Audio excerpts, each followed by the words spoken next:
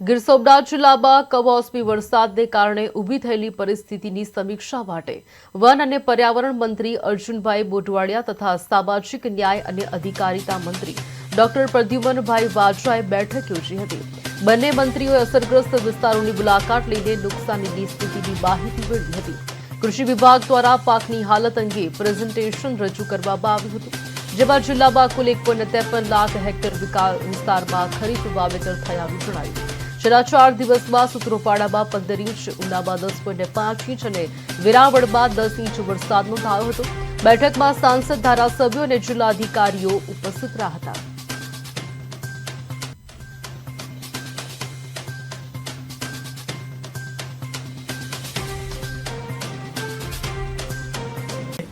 સોંપેલા જિલ્લામાં પહોંચી જવાની સૂચના આપી હતી। તે સંદર્ભે આજે હું અને માનની શિક્ષણ વિભાગના અને સામાજિક ન્યાય વિભાગના મંત્રી શ્રી ડૉક્ટર પ્રદ્યુમ્ન વાજા, અમારી સાથે અહીંયાના સ્થાનિક સાંસદ રાજેશભાઈ, અમારા ડૉક્ટર સંજય પરમાર પ્રમુખશ્રી, ધારાસભ્ય ભગાભાઈ અને એ સિવાયના બધા જ બીજા આગેવાનો અને